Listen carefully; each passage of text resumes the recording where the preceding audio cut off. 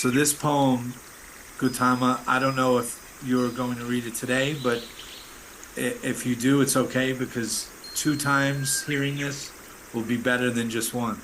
It's called Rest. Rest. I know, dear friend, that you work so hard and plan to rest someday in the future. I remember my mother saying many years ago, I will rest when I die. My mother was a beautiful human being who worked very hard to raise 10 children, but she did not know how to rest. My dear, don't wait until you die. I want you to rest now. It is possible to rest now. I want you to know that your own heart is a resting ground. You are that in which all things rest. I love that poem. Welcome to the Institute for Advanced Astonishment. Today, we have a very special guest right there. Let me get the name right. Guthema Roba. Guthema Roba, who's a poet, and not just a poet, a mystical poet. Very excited. I know that he will read, I think he will read some poems to us. And he was a big part of my journey. And all his poems are perfectly shaped pointers to this ineffable advanced state of astonishment. Beautifully formed fingers that point right to the moon of astonishment. They're like medicine to me. It's like medicine disguised as words, and they help you realize you are not some finite, dying thing. You're actually immortal consciousness, totally and unbelievably lost in a dream of separation. And all of his poems say, it's time to wake up and come home. So sit back and relax. Have a glass of wine. I have a glass of wine here. Normally I have coffee, but today I had to have wine from the jug or the barrel of astonishment, or have a cup of tea, and close your eyes and savor these exquisite words, Lectio Divina style, which would be you chew on them, you digest them deeply and slowly, and tune into the joyous frequency of his voice, and just lose yourself and find yourself. Or as Rumi, who you remind me of, would say, wash yourself of yourself. And what a dream it is to be here with you today in the Milky Way, Guthema Roba, fellow librarian, fellow writer, and a brother. Welcome to the Institute for Advanced Astonishment. How are you?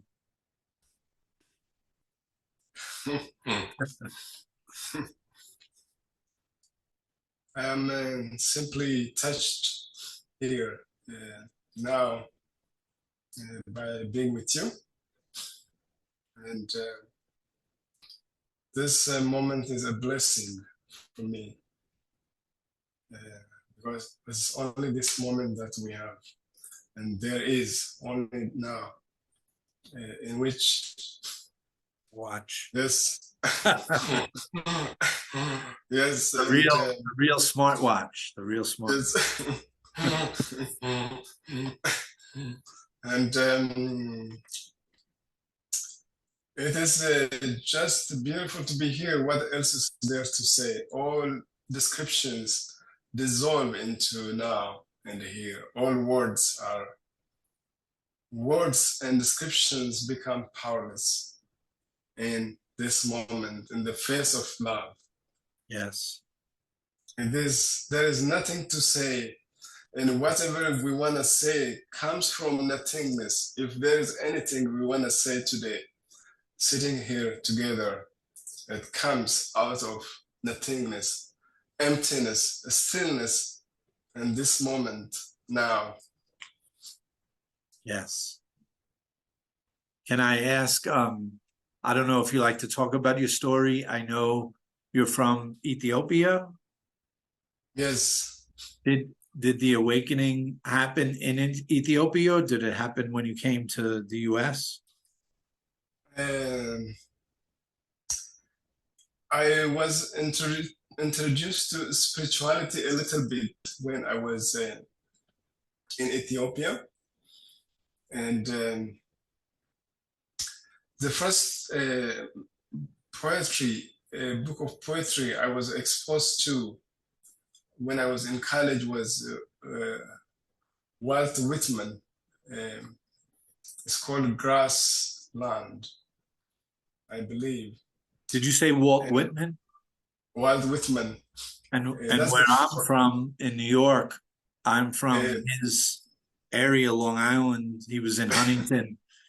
And so there's the connection. Yes, Sleeves of Grass. Sleeves of Grass. is Leaves of Grass. Yes. Then his poetry kind of opened. There was a little opening, but his poetry, which was, I can say, so profound, it did some opening. And when I read I wrote poems when I was little, when I was in what we call in Ethiopia elementary school. I wrote poetry also, but I was just experimenting with words at that time. Right. And when later on in my life, when I experienced Whitman, I stopped writing because I was forcing myself to write before that. So I didn't write for some years. After Whitman, I said, no, I'm not going to write anything. Right. It has to come if it wants to come. And then he was the beginning. Then I read many other writers, like one of them was a German mystic and poet and writer. His name is Hermann Hesse, or Hesse. Yes. And, one of his books is called Siddhartha. It is such a profound book that touched me. It's like ABC to spirituality to me. Yes. And then I read Krishnamurti a little bit. And then like Osho a little bit. Yes. He can be different, but he is very intense. And then Gibran Khalil. Yes. I read some of his poetry. Then I found myself one day in Minnesota, some years later. It was an intense time for me. September 11 just happened. It's the darkest chapter in human history, very unbearable grief happening everywhere. And I was new. I came to the States in 2001 in the summer. It's very hot summer. Oh.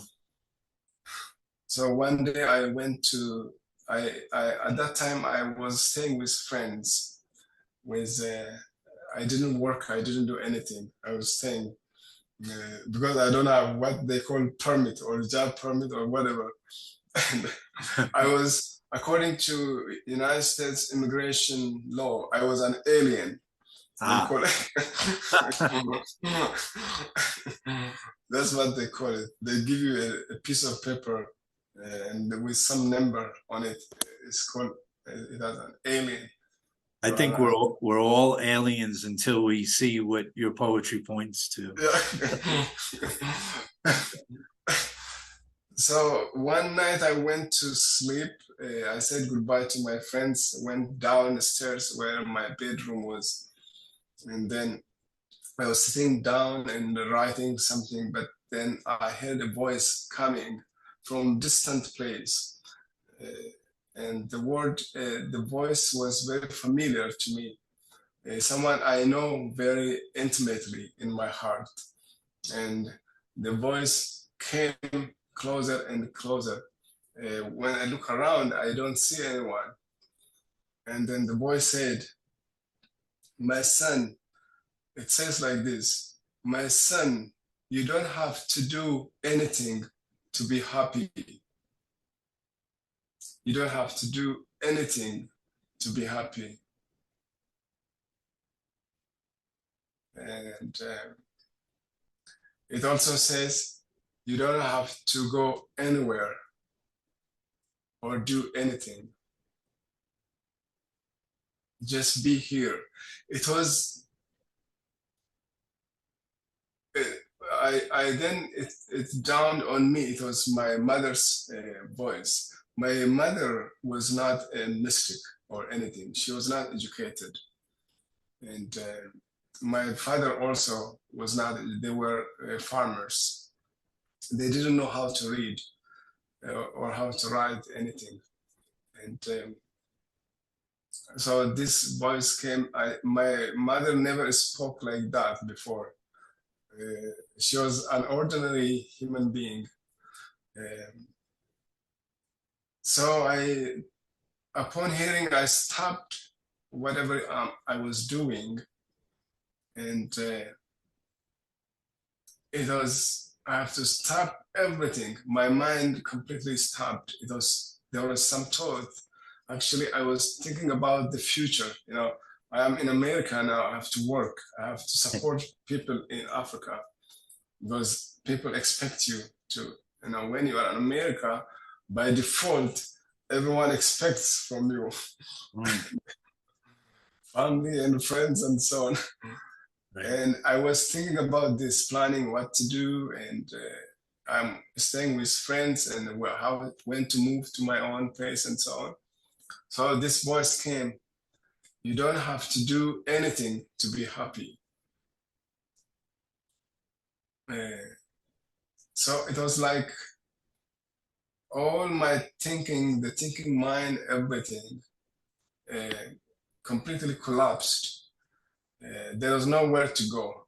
There's no way to avoid this. I completely surrendered. And when I woke up to the normal state, it was around 3 in the morning. And it was like all my stories completely, my body was like on fire, sweating, and all the stories about me, everything was like it burned in this fire. And I felt like a child, not wanting to be anywhere, not wanting to be anyone, just being here with whatever was arising. So that was the beginning of my writing, this kind of poetry. That's when this writing happened. That later on, as I said earlier, I stopped writing, but the poems, this kind of message kept coming. Yes. So I just pick up a pen and capture them. Beautiful. When you say that, it reminds me of when Scrooge wakes up in the morning and he went through that night of the past and the future and the present, and he wakes up in the morning and he says, I'm like a little schoolboy. I'm as happy as a drunken man. I'm so free. I'm light as a feather. And it's that same feeling. You died before you died. Yes. Yes. Yes. So here at this podcast, we try to find the most effective tools to help people. And I know that your poetry helps people. And I wonder if you have a few gems that you could read today that maybe You go Yes. to, do you have a go-to poem or something? Or I didn't mention, I'd like to mention some of your books. One's called Dance of Light.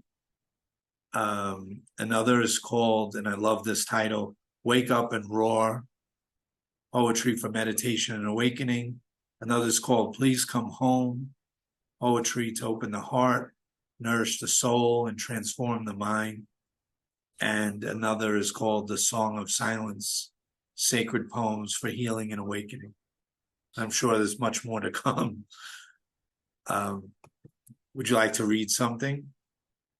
Yes, I have this with me today. Oh, great. Can you hold it up a little higher? A little higher? Ah, love. Thank you. And I can share some poems from here. In this world that pretends to be busy, to love is to pause completely and rest in your heart center. And between doing and non-doing, there is a ground that sparkles with compassion and sanity. Beautiful. And,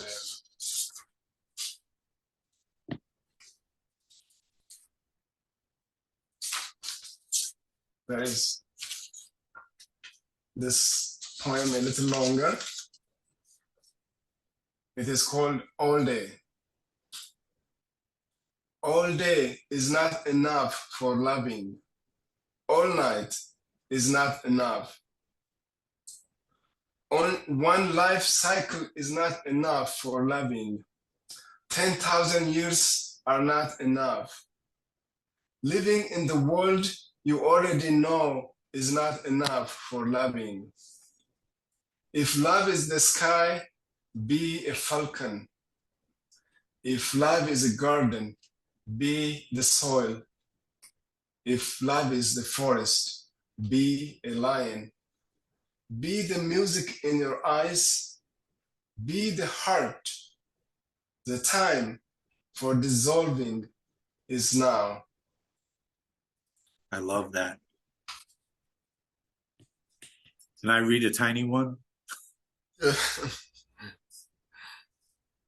These are some that I saved over the years. I am already you. One day, many lifetimes ago, in meditation, I heard God whispering, if I were to give you something, what would that be? I said, you, give me yourself. And God said, I am already you. Now, how do we get that to the people, though? Do you think that these poems are like seeds that we can, do you have to be on the other side of the fence? Do you have to be awake already? Did you write that poem? That's your poem. Is it? I don't remember that. All these poems are yours. Yeah. And on my journey, they played such a beautiful role. It was you and Fred Lamont. I know you must be friends with Fred. Yes. And Sattva Lin. Those three were my go-to. You, Fred, and her. Who? Sad? Sattva Lin. Yes. My dear friend. Yes. And then, of course, Rumi, Hafiz, and Kabir. I know you love them. Yes. So those are my living three right there. You, Sattva, and Fred. Thank you. You're welcome. Thank you.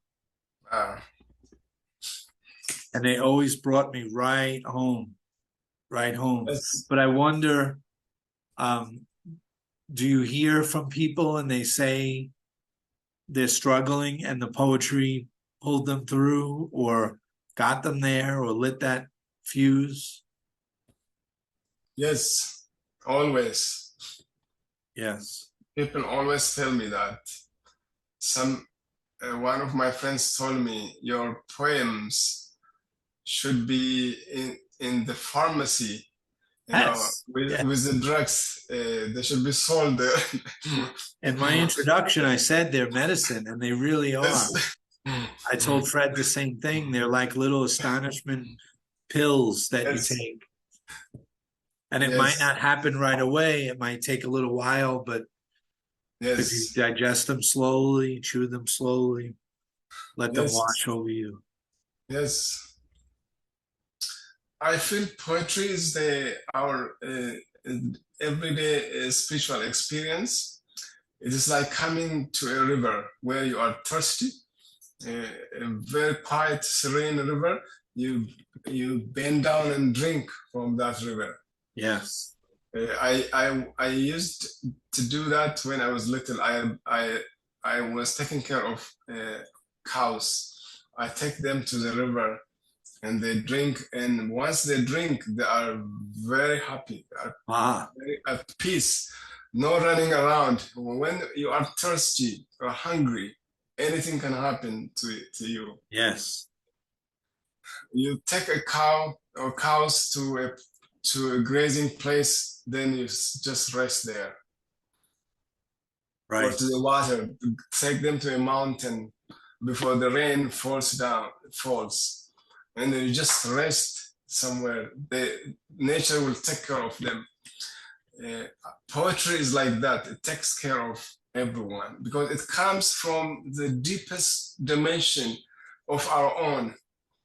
And when someone is happy with my poem, it is not necessarily my poem. It is their own peace, discovering their own peace through this kind of writing. Yes. Their own serenity, their own sanity and peace. I see it like moving. It's almost like a frequency, a radio dial, inner radio dial, and your poems move the dial towards that holy, beautiful channel that's always there, but we find ourselves moving away from it, whether it's life or people or circumstance, things, the mind pulls us away. And we need to hear these little gems, these little, it's medicine, like you said, it really is. You have already mentioned earlier that these poems are simply pointers. You say that pointers to the moon. So our only job is to simply look at the moon. So we have to disregard the finger that is pointing, but the purpose is the moon itself. We get obsessed with the finger, which we are attached with the finger. Yes. Yeah. If we simply look that direction. We make little shrines on the finger, and we decorate it, and we suck on it like a thumb. Yes. And we miss. Maybe we should explain that.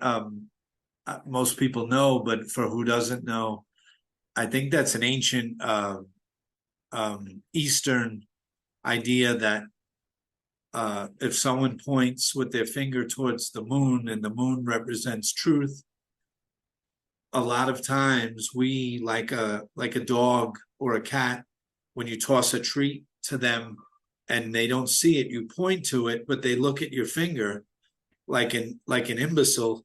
Yes. Like an idiot, we look at the finger and not with the finger. So your poems are pointing to this amazing truth, which we call the moon, and don't get obsessed with the words. Just let them. Yes.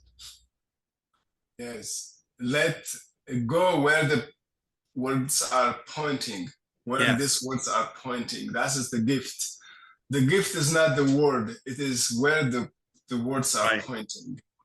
And that's why sometimes some poetry is so beautiful we can get caught in the words a little bit. Yes. And your poetry is beautiful. Not only are the words beautiful, but they're more beautiful than these very elegant words because you point right to the real source of all beauty. And that's the whole. So you have to control yourself not to use too many words or you write just the right amount to, Yes. Yeah.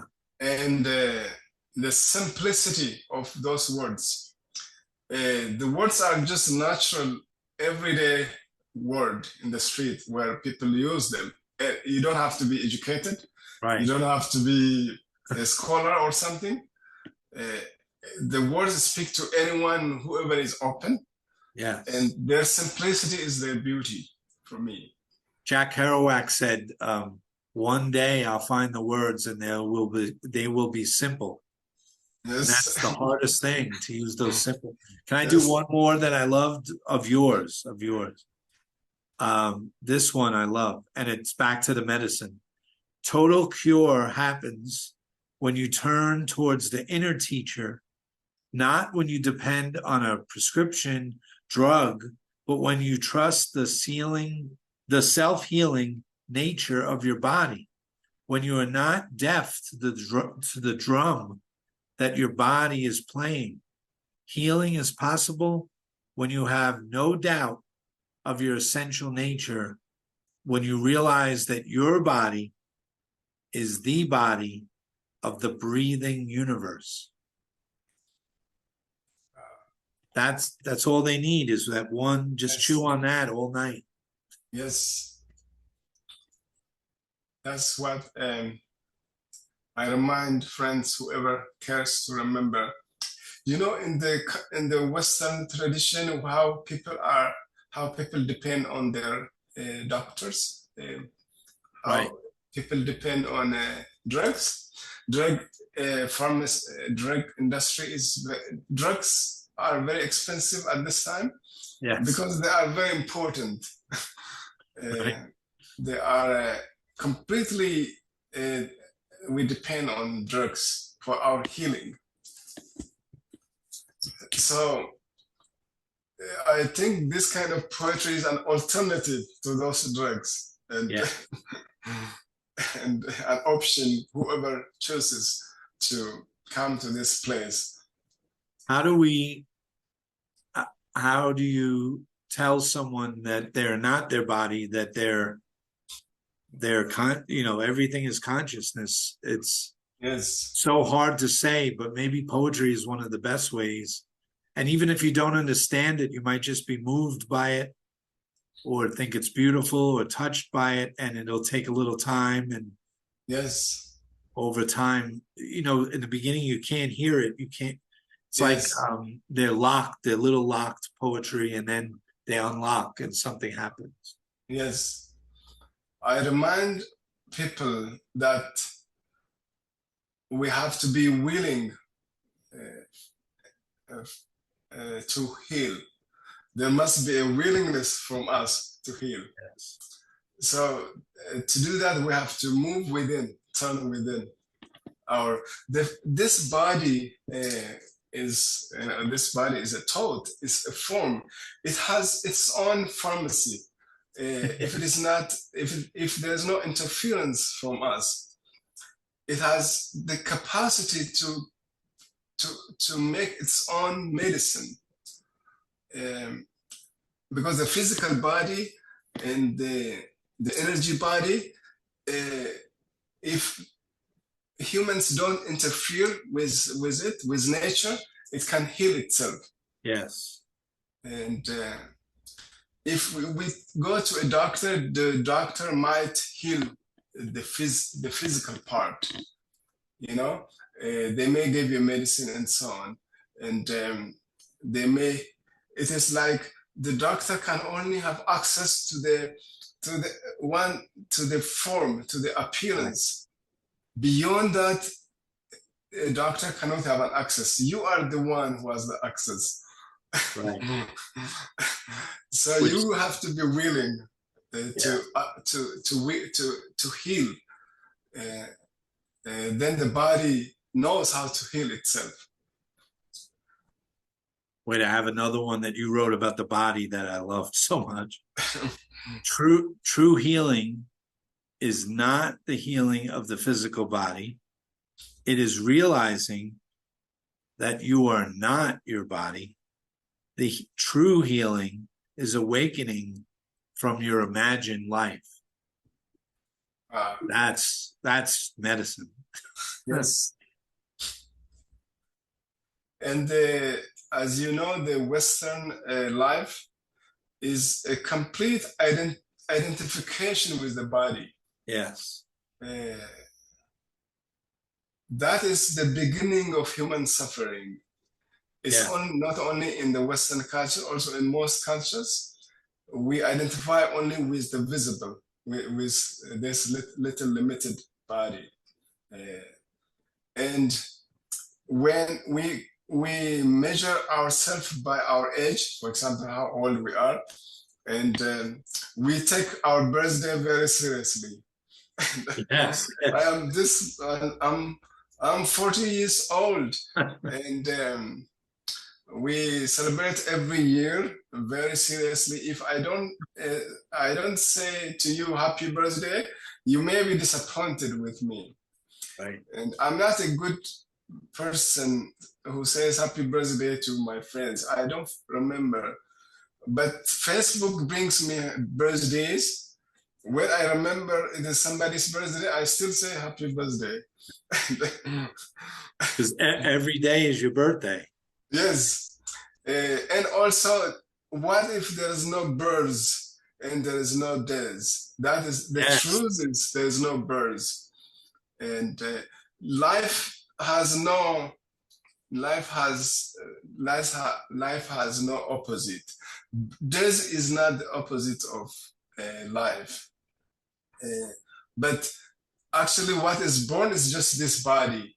If we are not this body, why do we take it so seriously? Why do we take birth and death very seriously? And this body will, if you're attached to it, it will eventually hurt you and disappoint you, and you will get squeezed and burned and suffer.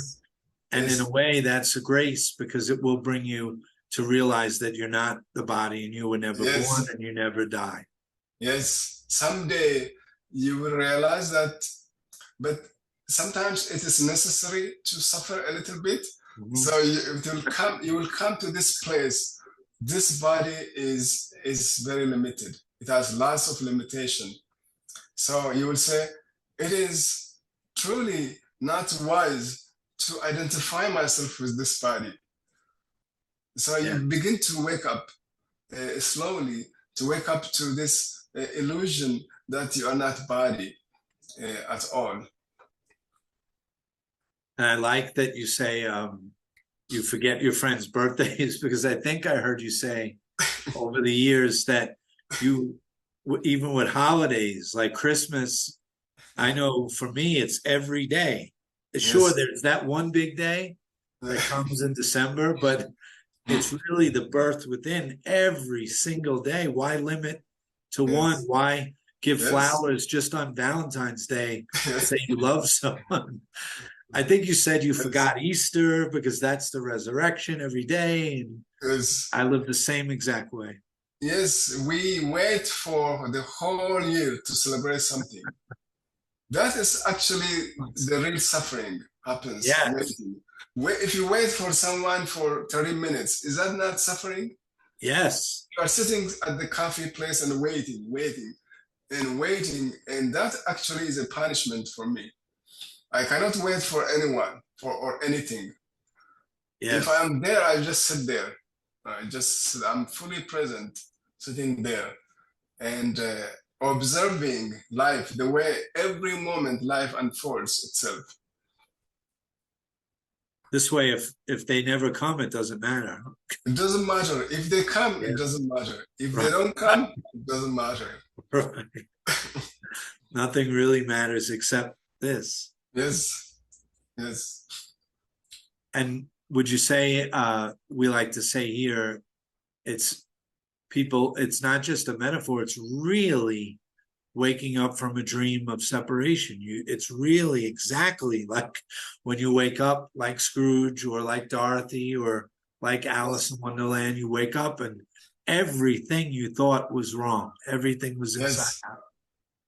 It was just a dream state. You wake up and you realize you have to laugh at this dream state. You have to laugh out loud. This is so beautiful. It has been a dream. It was a dream, actually. Life, the whole life is a dream state. And you realize you do it every night. Yes. You know, we prepare, we create this whole scenario and we get lost in it. And then we Yes. find our way out of it. We wake up. Yes. And then we don't see that that's a perfect hint. It's Yes. it's the biggest breadcrumb. It's the size of a cheesecake.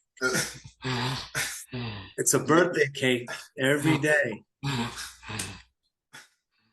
All right, I'm doing one more poem of yours. Well, these are short. This one's short. Be empty of judgment. Want nothing. Be calm and clear like still water. Let people see their wholeness through you. And my teacher always would say to me, when I would say, but how do I go to work now after this? How do I was a librarian like you. How do I go back? And he would just say, be the open window. Just Yes. be the open window and let them. And it took so long until I finally understood. Just be the clear window, like you're saying. Through which everything comes and goes. Yes. Yes. Ram Dass said once, you wake up to this and you go to the bank. Yes. And you walk into the bank and there's the teller. And you totally are in love because it's the beloved. You know everyone's the beloved.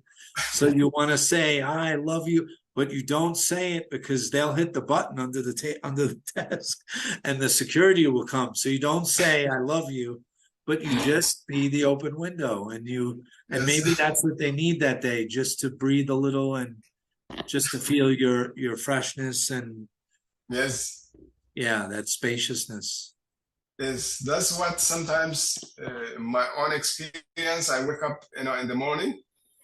This love is so large in this heart. I can't hold it to myself because it is like the ocean. Yes. So big. How is it possible to hold in this little body? And so I really want to go out in the street and hug everyone. But as it is, Ram does say it already, people might call the police. Who's this guy hugging people in the street? Who is he? He must be crazy. He must be crazy. Yes, he must be mad. So when you go to the library, you just do what's appropriate in the moment and be the open window. Yes, I come to a library. I never take myself as a librarian. That is an attachment too. Right. Library, it is sometimes like a pen you pick up to use it. And then when it is necessary, I pick up the pen or a pencil or like a computer. Now we are using computer to have this conversation. When this conversation is done, I put this computer and then leave. I'm free from this computer. And when I leave the library, I'm not a librarian at all. Right. And we don't have to be attached to any kind of role we are playing because those roles can be limiting. Some days when I go home, I am a dad or I'm a husband.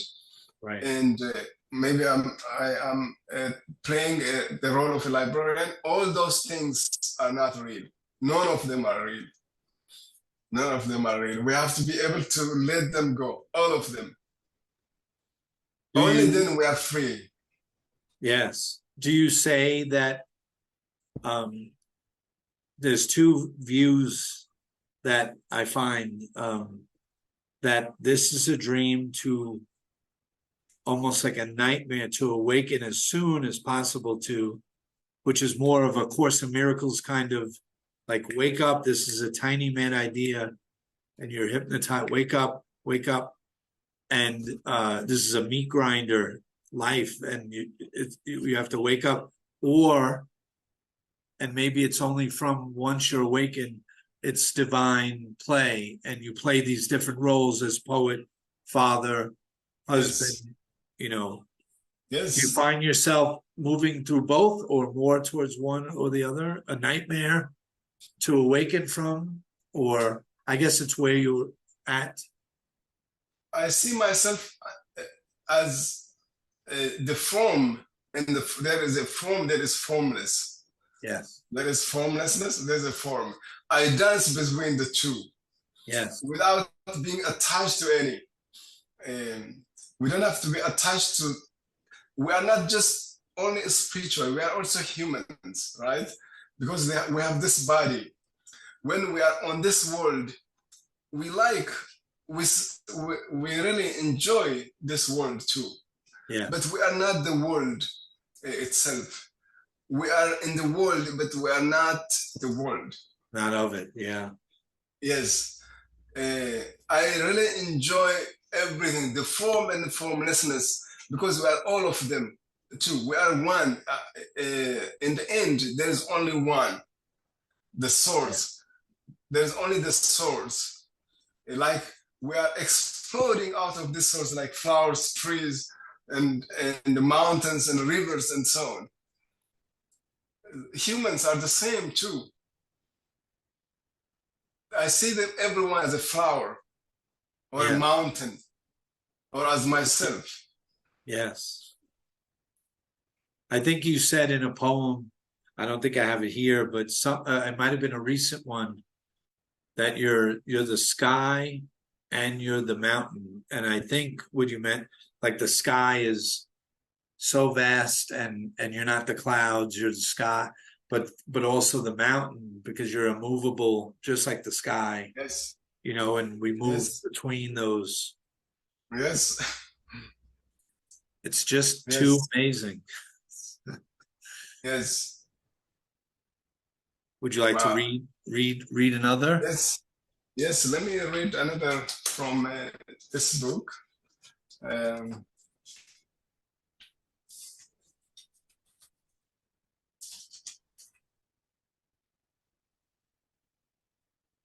In the end, we will learn how to listen in this noisy world where everyone has something to prove. Remember, my dear, your essential nature is not the one that wants to talk. Your essential nature is the one that is always listening.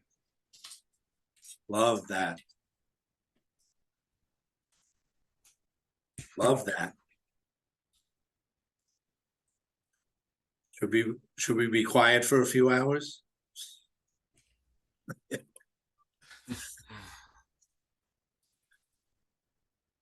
So good.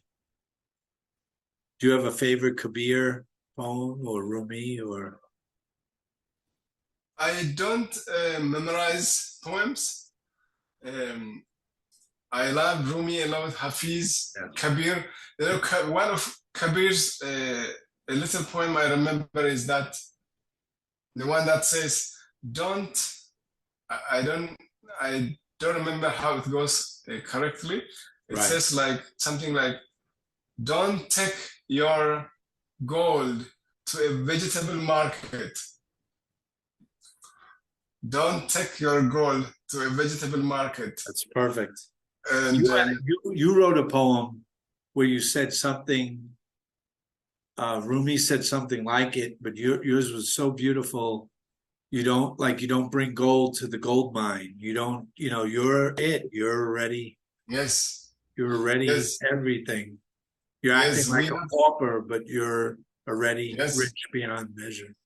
Human nature is that one of our beautiful suffering comes from searching for gold.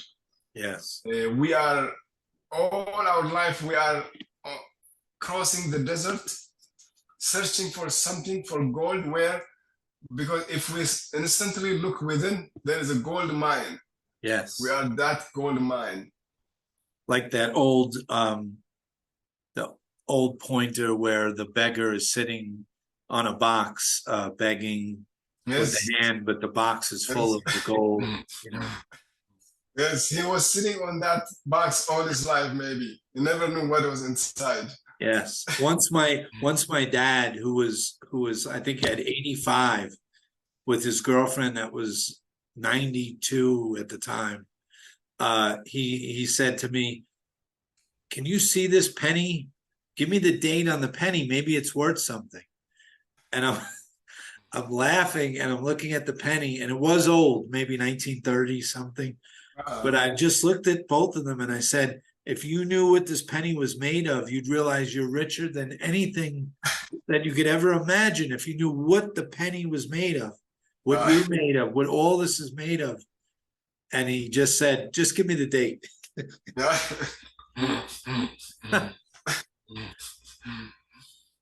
we limit, right? It's the menu. Yes. We go for the menu instead of the meal. Yes, exactly. We are interested in the names and the menus, Yes. and so on. And that's what's so tricky for you as a writer, because you have to be careful, and the reader has to be careful not to get caught in those words. And that's why you keep it as simple as you can, and they have to just not get caught up and see that thing where it's. Yes. Sometimes I come across my friends when I post a poem online with a flower, and I heard people, what they email me, message me maybe, what's the name of this flower?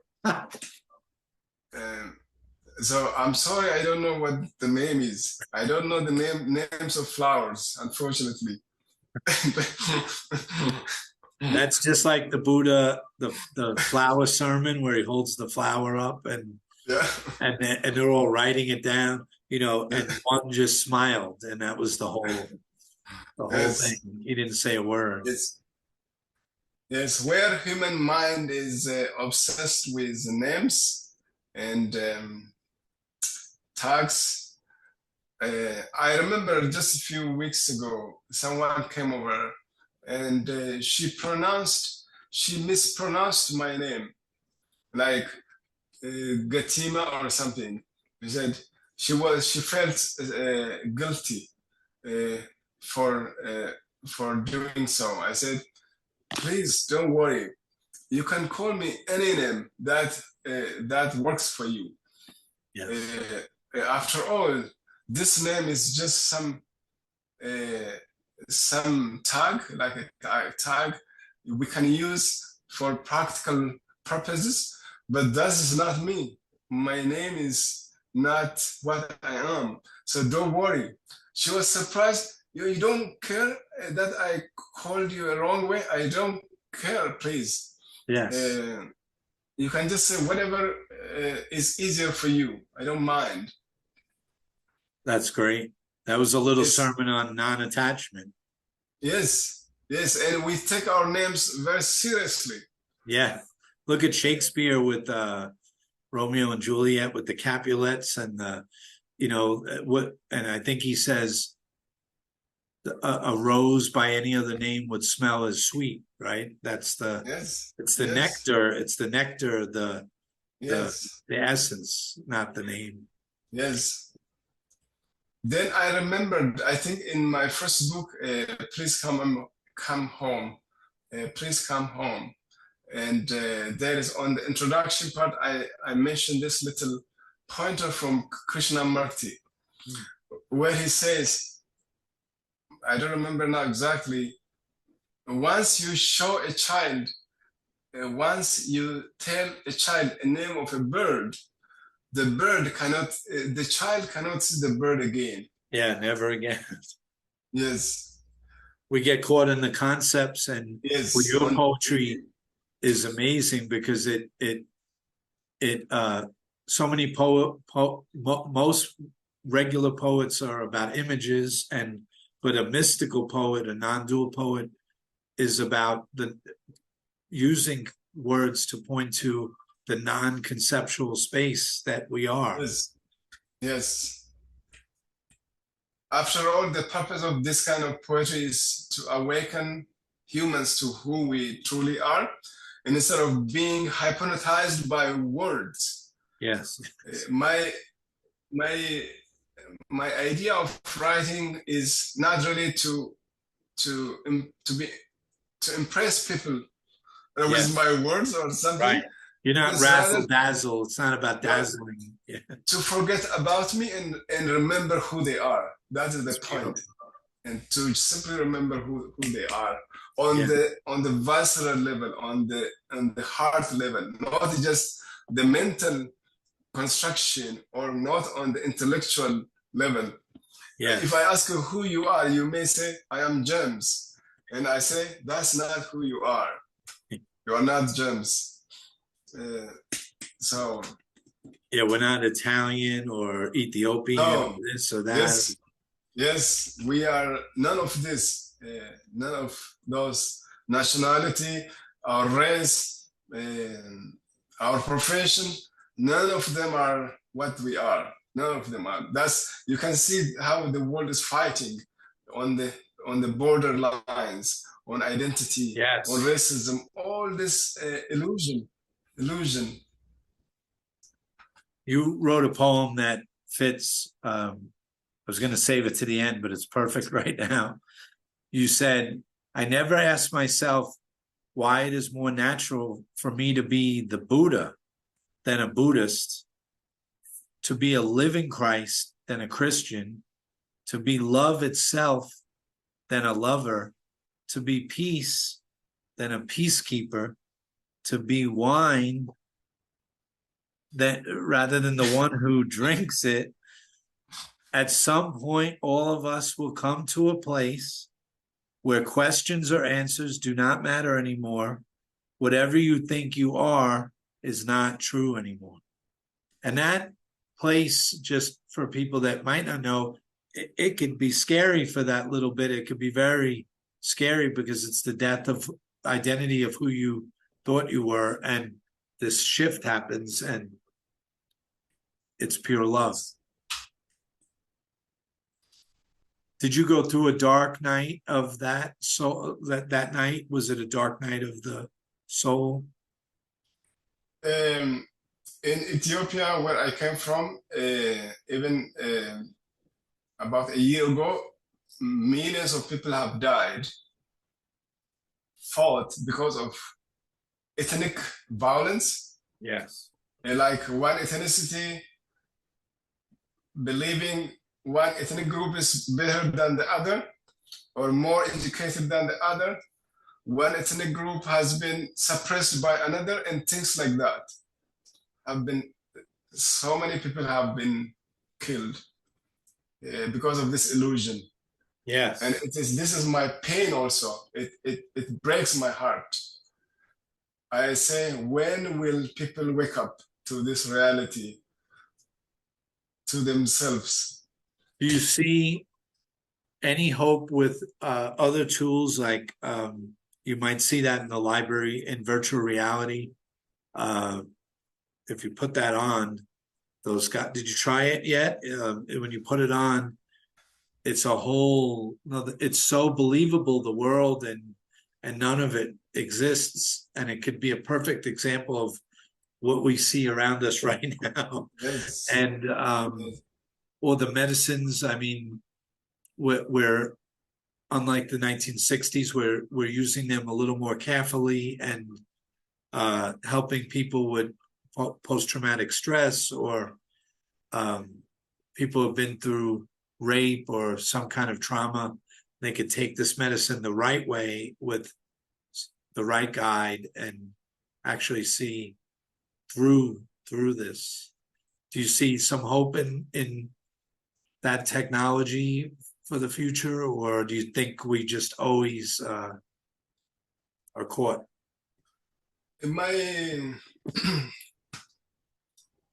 I hope it is not just hope, but there is a phase in me that eventually we are waking up. Yes. Slowly, it is a very slow process, but we are waking up. It is like a collective consciousness waking up together, because we cannot bear with this darkness, with this intense suffering. The suffering that we experience already is too intense to handle. So we have no choice. We are slowly waking up.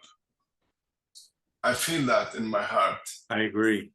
And I think it's seeping into, with the internet and podcasts and things, it's seeping into popular culture and movies and Yes. like Inception and Interstellar. There's so many things pointing to this, and virtual reality and the Yes.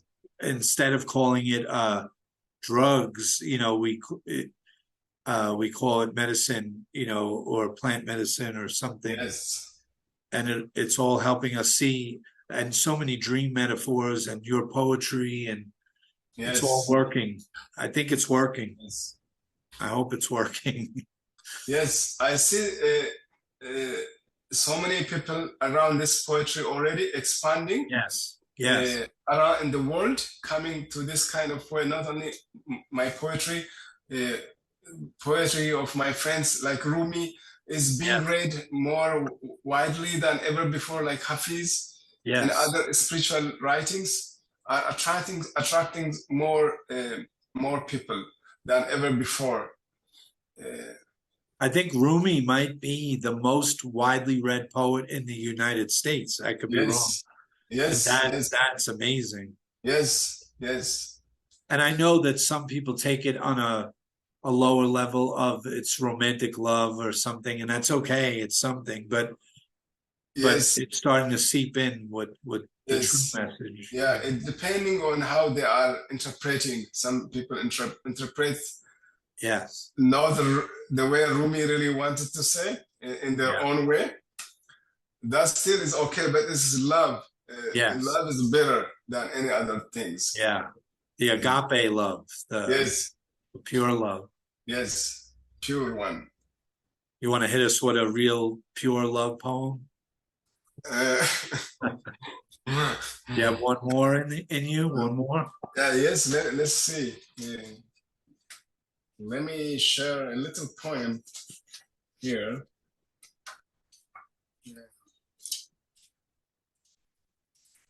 Yes, one little one. Poem here.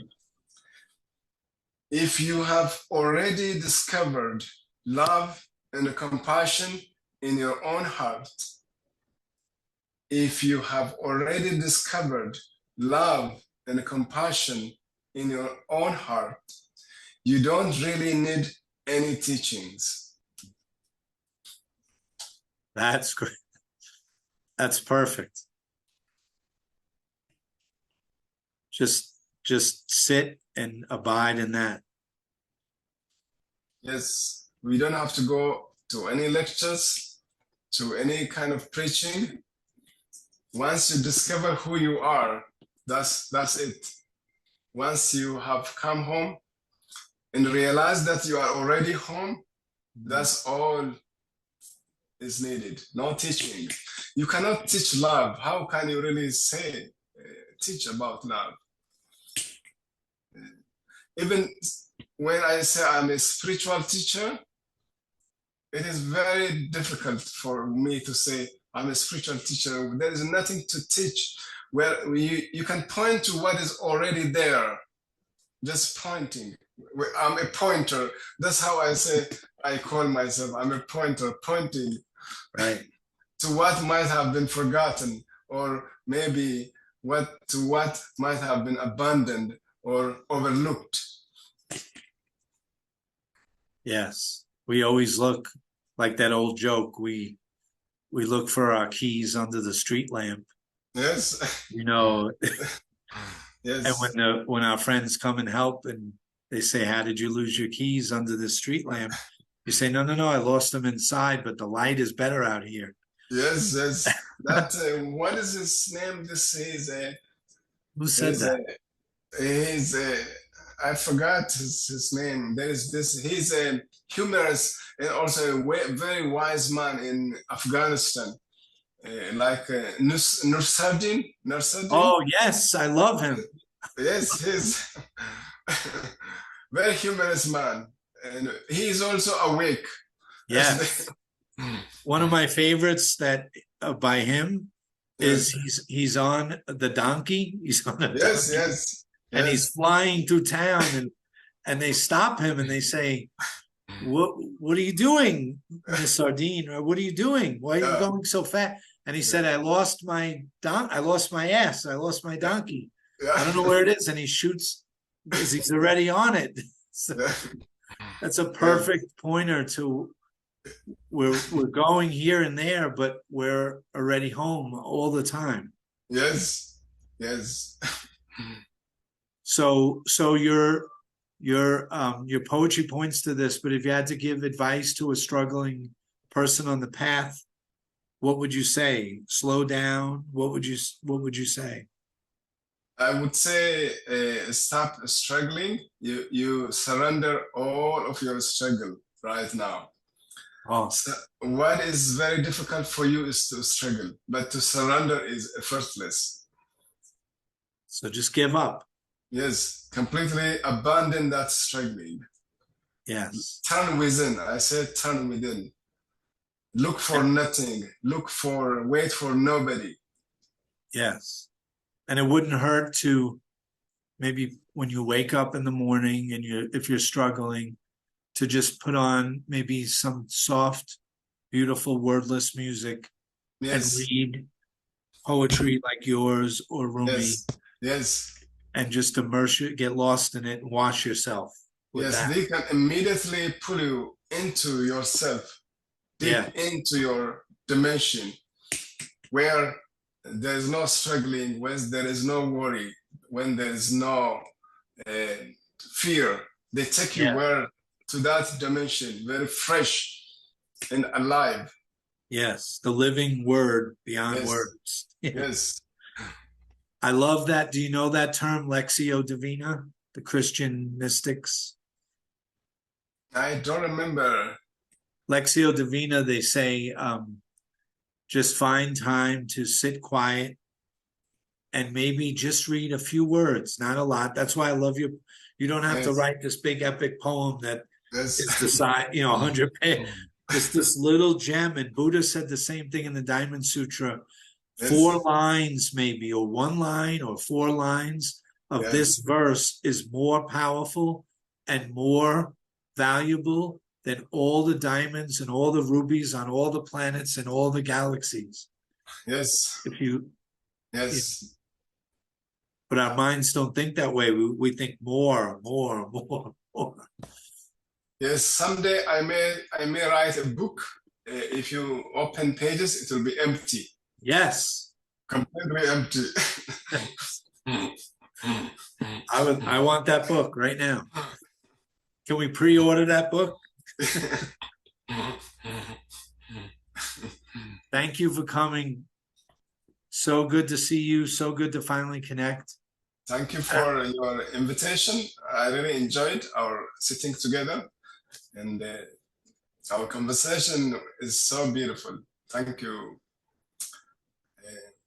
very much. I look forward to more, and I'll put the links to your books, and I think you have a website. I think I think I let it go. I had a website earlier. It doesn't exist now. Who needs that? Yeah. Thank you. I say, people say, where can we go? Do you have a website? I say, just go within. Yes. Yes. www. This. Yes. .com. .com. CALM. Have a beautiful day, and Thank you. We'll see you soon. Thank you so much.